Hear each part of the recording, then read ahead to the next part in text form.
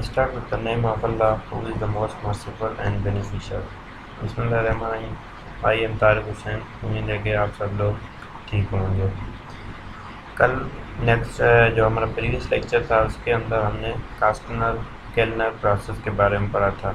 हमने पढ़ा था कि हमने सोडियम हाइड्रोक्साइड कैसे प्रोड्यूस करनी है, उसके लिए कौन से रॉ मटेरियल हैं हमारे पास और कौन कौन से प्रोसेस इस्तेमाल करने हैं। इसके 3-4 प्रोसेस हैं। हमने कास्टनर केल्नर प्रोसेस के बारे में डिस्कस किया था प्रीवियस लेक्चर में। आज इसके अंदर हमने पढ़ा था, पूरी डिटेल पढ़ी थी कि ये कैसे काम करता है और कैसे सेपरेशन होती है, फिर हमारी सोडियम हाइड्रोक्साइड कैसे बनती है। ये हमारा डायग्राम है, ठीक है, पीडीएफ।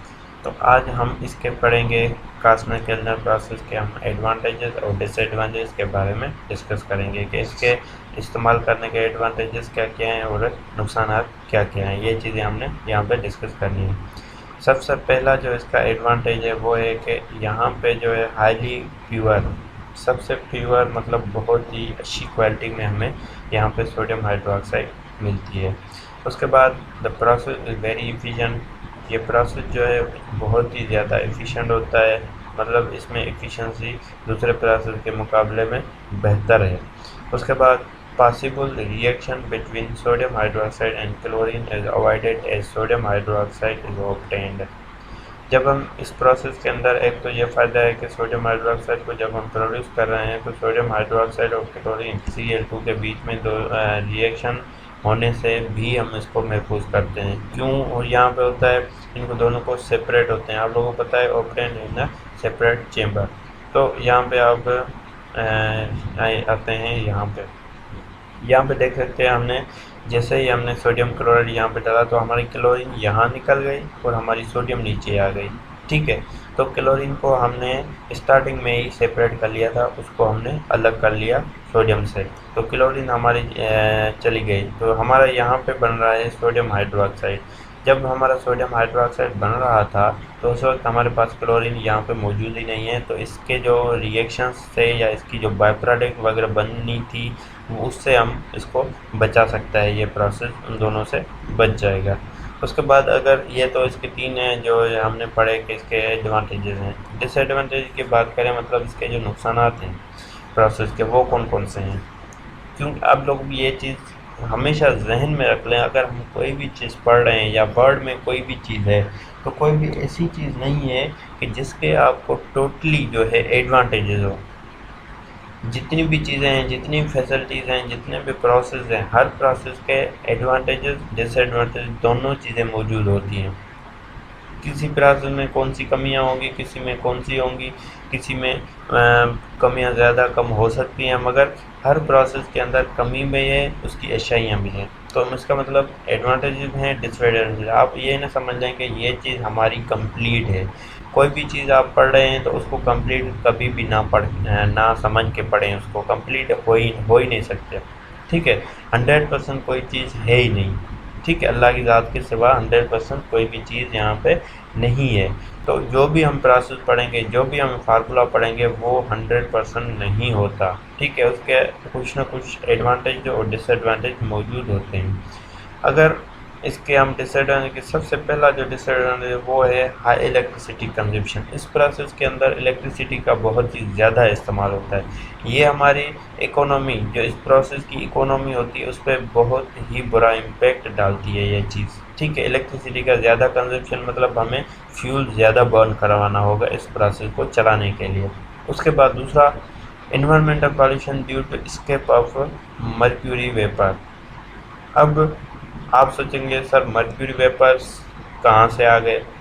तो इस प्रोसेस में मैंने बताया था कि जो कैथोड का काम कर रहा था वो मर्क्यूरी कर रही थी, ठीक है। वो मैं वहाँ पे चल के पीछे आपको उस ग्राफ के अंदर बता रहा हूँ, ठीक है। अब हम ये समझेंगे कि जो मर्क्यूरी निकल रही होती है, इस प्रोसेस के अंदर इस्तेमाल होती है, बाहर निकल रही होती है, तो वो हमारे इन्वायरमेंट को पॉल्यूट करिए। आप लोगों को पता है कि मर्क्यूरी हमारे जो सांस का प्रॉब्लम है वो हमारे अंदर प्रोड्यूस कर सकती है। इसकी वजह से, मर्क्यूरी वजह से हमारी सांस का मसला हो सकता है। तो किसी भी इन्वायरमेंट में अगर हम मर्क्यूरी के ज़्यादा मतलब इस्तेमाल कर रहे हैं, इस प्रोसेस को ज़्यादा इस्तेमाल कर रहे हैं, तो हमारे इन्वायरमेंट में एयर में मर्क्यूरी आ जाएगी और मर्क्यूरी हमारे फेफड़ों को ख़राब कर सकती है, उसके लिए डिसएडवांटेज। अब ये यहाँ कहाँ से आ रही है, मर्क्यूरी निकल कैसे रही है, उसको समझते हैं।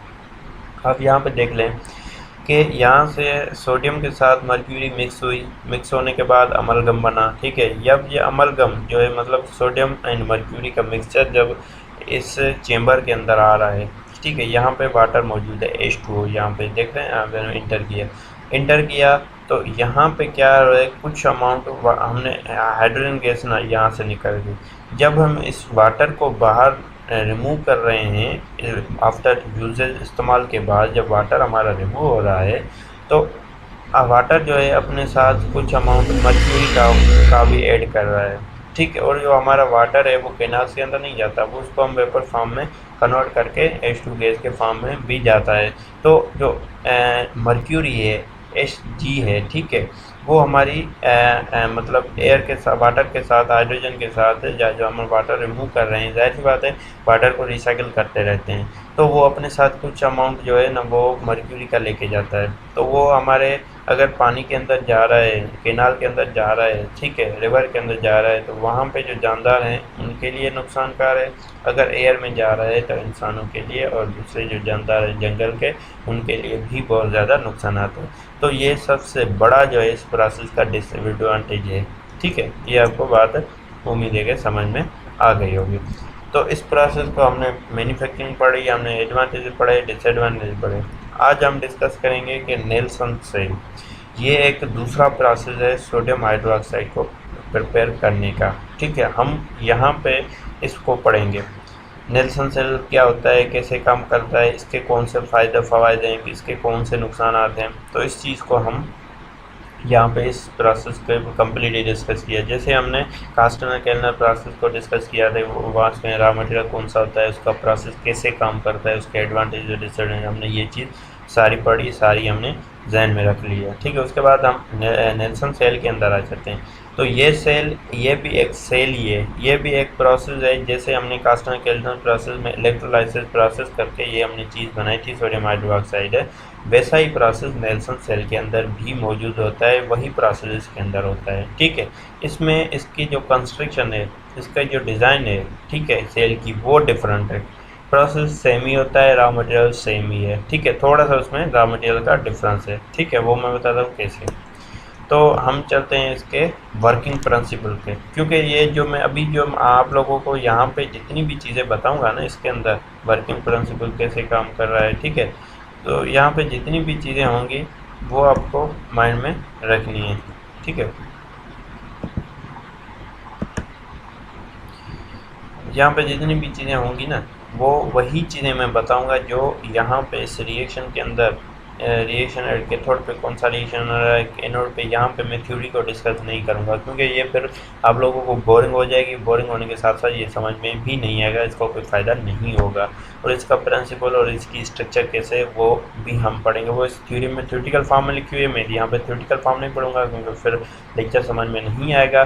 तो हम यहाँ पे इसके स्ट्रक्चर पे आ जाते हैं। यहाँ पे जितनी भी बातें मैं कहूँगा, जो बताऊँगा, वो सारी आपको पीछे लिखी हुई हैं, वो आपको सिर्फ वहाँ पे, जब तक आप, मैं जितना भी आपको समझा लूँ, पढ़ा लूँ, ठीक है, जब तक आप खुद रिवीजन नहीं करेंगे तो ये चीज़ आपके माइंड में नहीं बैठेगी। क्योंकि जब तक आप अपने हिसाब से उसको नहीं पढ़ेंगे, अपनी कैपेसिटी के हिसाब से उसकी स्टडी नहीं करेंगे, तो आपको समझ में नहीं आएगा। तो नेल्सन सेल ये भी एक सेल ही है, ठीक है। इसका आप देख सकते हैं, इसमें हमारा जो कार्बन का ये एक ब्लैक जो है हमारा एनोड बना हुआ है, ये हमारा एनोड है। उसके बाद जो बाहर वाले लगी हुए हैं नेगेटिव, यहाँ पे चार्ज देख रहे हैं, ठीक है, इसके ऊपर नेगेटिव चार्ज है, ये हमारा कैथोड है, ठीक है। ये हमारा एनोड है, ये हमारा कैथोड है। जो हमारा एनोड होता है वो कार्बन का होता है, जो हमारा कैथोड होता है वो स्टील मेश कंटेनर के अंदर लगा होता है यहाँ पे, ठीक है। तो ये किसका बना होता है, वो थ्योरी में सारी चीज़ें लिखी हुई हैं, आपको जस्ट यहाँ पे प्रोसेस बनना सीखना है। यहाँ पे जो है ना, यहाँ से घूम के इसके सराउंडिंग में ये हमारा कैथोड लगा हुआ है पूरा, ठीक है। ये हमारा एनोड है, यहाँ पे पॉजिटिव चार्ज, ये हमारा नेगेटिव चार्ज का हिस्सा है। इस तरह से ये काम कैसे करता है, सबसे पहले हम शुरू करते हैं, आपको समझना है कैसे कैसे प्रोसेस चल रहा है। सबसे हमने सोडियम क्लोराइड हमारा रॉ मटेरियल, जैसे हमने कास्टनर केल्नर प्रोसेस में के अंदर भी यही था, सोडियम क्लोराइड हमारा रॉ मटेरियल था। वो हमने यहाँ से इंटर किया, इसके अंदर आ गया और जो हमारा एनोड है पॉजिटिव चार्ज है उसके साथ अटैच आएगा। अब यहाँ पे जैसे ही हम इलेक्ट्रिसिटी अप्लाई करेंगे तो हमारा सोडियम क्लोराइड को दो हिस्सों में तकसीम कर देगा, दो आयन बना लेगा। कैसे आयन बनते हैं आप लोगों को पता है कि या तो इलेक्ट्रॉन किसी एलिमेंट एटम से आप रिमूव करें या तो उसके अंदर इलेक्ट्रॉन ऐड करेंगे तो हमारा हमें आयन बन जाएगा। आप लोगों को पता है कि जो हमारा सोडियम है उसके ऊपर पॉजिटिव चार्ज होती है, आयन के पॉजिटिव, और क्लोरीन आयन के ऊपर नेगेटिव चार्ज होती है। अब हमारा जो एनोड है उसके ऊपर पॉजिटिव चार्ज है, तो हमारा पॉजिटिव चार्ज और पॉजिटिव चार्ज सोडियम पॉजिटिव दोनों एक दूसरे को अट्रैक्ट करेंगे ही नहीं, रिपेल हो जाएंगे। और हमारी क्लोरीन के ऊपर नेगेटिव चार्ज है और इसके ऊपर हमारे पॉजिटिव चार्ज है। ये क्या करेगा, क्लोरीन एनोड के साथ क्या हो जाएगा, अटैच हो जाएगा, क्लोरीन इसके साथ अटैच हो जाएगा। हमारा जो सोडियम होगा वो सेपरेट हो जाएगा। और जो आप लोगों को पता है कि सोडियम के ऊपर पॉजिटिव चार्ज आएगी आयन बनने के बाद, ठीक है। और यहाँ पे आप लोगों को देखा मिल जाएंगे कि कैथोड लगा हुआ है, कैथोड के ऊपर नेगेटिव चार्ज है, ठीक है। तो ये नेगेटिव चार्ज और ये पॉजिटिव चार्ज एक दूसरे को अट्रैक्ट करेंगे तो सोडियम यहाँ पे आ जाएगा, ठीक है। ये पोरस में यहाँ पे आप देख सकते हैं कि जो कैथोड है वो इसके नीचे लगा हुआ है, ठीक है। यहाँ तक तो हमारा क्लोरीन थी और बीच में ये जो हमारा ना ये एक मटेरियल दिया हुआ है फोम टाइप, ये पोरस टाइप है। पोरस मतलब इसके अंदर जो है छोटे छोटे से हमारे होल होते हैं, ठीक है। इसके अंदर छोटे छोटे से होल होते हैं पूरे के अंदर। ये इसलिए हमने लगाए हुए हैं कि हो सकता है कि इनकी अट्रैक्शन जो हमारी नेगेटिव चार्जेस है प्लेट लगी हुई है, ये प्लेट अपनी पॉजिटिव चार्ज को अट्रैक्ट करेगी। ऐसा नहीं है कि जो पॉजिटिव चार्ज हैं वो इसके ऊपर नेगेटिव चार्ज है वो अपने साथ अपना मटेरियल जो है, मतलब सोडियम अगर हमारा नीचे आ जाएगा, ठीक है, पोरस मटेरियल, अगर सोडियम के साथ क्लोरीन अटैच है तो वो उसके साथ फिल्टर आउट हो जाएगा। हमारा सिर्फ सोडियम जो है वो हमारा बाहर निकला है प्योर, इसीलिए हमने ये पोरस मटेरियल यहाँ पे दिया हुआ है। और इस चेम्बर के अंदर और यहाँ पे हम क्या कर रहे हैं, यहाँ पे हम क्या कर रहे हैं, स्टीम दे रहे हैं। स्टीम मतलब वाटर ही होता है मगर वो गैस फॉर्म में होता है, H2O के फॉर्म में होता है, वाटर ही होता है। हमारी स्टीम वाटर होती है और H2 फॉर्म में होती है, गैस फॉर्म में होती है, इसीलिए वो वाटर को हम स्टीम कहते हैं। वो हमने यहाँ पे इसको जो है प्रोवाइड करवानी है सोडियम को। हमारा सोडियम आयन जो है यहाँ पे आ गया, ठीक है। ये हमारा सोडियम आयन यहाँ पे आ गया, इसके ऊपर पॉजिटिव चार्ज है और जो हमारी क्लोरीन थी, ठीक है, वो यहाँ पे थी, इसके साथ अटैच हो गई, वो हमने यहाँ से रिमूव कर दी, क्लोरीन निकल गई यहाँ से, सिर्फ हमारे पास सोडियम बचा है। सिर्फ सोडियम और वाटर के साथ जब रिएक्शन होगा स्टीम के साथ तो हमारा सोडियम हाइड्रोक्साइड यहाँ पे बैठ जाएगा, ठीक है। ये गैस है, ये तो ऊपर रहेगी, ये हमारा लिक्विड फॉर्म में है तो ये हमारा नीचे रहेगा। फिर इस वाल्व से हम क्या करेंगे, सोडियम हाइड्रोक्साइड जो हमारी प्रोडक्ट होगी यहाँ से हम निकाल लेंगे, ठीक है। और जो हमारा H2 है यहाँ से निकल जाएगी, ठीक है। ये तो है नेल्सन सेल की रिएक्शन हो गए, उसकी स्ट्रक्चर हो गई, कैसे काम कर रहा है, ये चीज़ें यहाँ पे हो गई। ये रिएक्शन मैंने बता दिया, ठीक है। अगर हम इसका एडवांटेज देखें, एक बड़ा एडवांटेज ये था कि इसके अंदर जो है ना मर्क्यूरी इस्तेमाल नहीं हो रही, जो कि स्नल कैलनर प्रोसेस के अंदर हो रही थी। तो वो मर्क्यूरी फिर H2 के साथ बाहर निकल जाती थी एनवायरनमेंट में और हमारे एनवायरनमेंट को ख़राब कर रही थी। तो इसके अंदर ऐसा कुछ भी नहीं है। इसके अंदर क्या है, हमारी जो स्टीम थी, ठीक है, स्टीम थी। स्टीम तो हमारा H2 वाटर होता है, वो जितना बाहर निकल जाए वो हमारे एनवायरनमेंट को ख़राब नहीं करता, क्योंकि वाटर हमारे एनवायरनमेंट वैसे ही मौजूद होता है, तो इससे हमें जानवर और पेड़ पौधों को कोई नुकसान नहीं होता। तो ये प्रोसेस इस डिसएडवांटेज को ख़त्म कर रहा है जो कास्टनर केल्नर प्रोसेस में था कि मर्क्यूरी इसके साथ मिलकर बाहर निकल रही थी H2 के साथ। नेल्सन सेल ने उसको ख़त्म करके ये एक नया सेल इंट्रोड्यूस करवाया यो, और उससे बेहतर थे। इसकी इलेक्ट्रिसिटी कंजम्पशन भी कम है मगर उसकी जो प्योरिटी प्रोडक्ट है वो उसकी ज़्यादा होगी, इसकी कम होगी। तो मैंने पहले बताया था कि कोई भी चीज़ बनाई हुई है ना किसी ने, तो उसकी 100% एडवांटेजेस नहीं होती, उसमें 2-4 डिसएडवांटेज ज़रूर होंगे। तो इसका डिसएडवांटेज क्या है कि जो है हमारी इलेक्ट्रिसिटी की कंजप्शन तो कम करता है मगर हमारी जो प्योर प्रोडक्ट बनेगी सोडियम हाइड्रोक्साइड वो भी इतनी अच्छी नहीं होगी जितनी कैस्टनर कैल्नर प्रोसेस के अंदर बन रही थी, ठीक है। तो इंशाल्लाह हम कोई तीसरा प्रोसेस कल हम डिस्कस करेंगे सोडियम हाइड्रोक्साइड को बनाने के लिए, ठीक है। तो उम्मीद है कि आप लोगों को ये चीज़ें समझ में आ गई होंगी। थैंक यू, खुदा हाफिज़।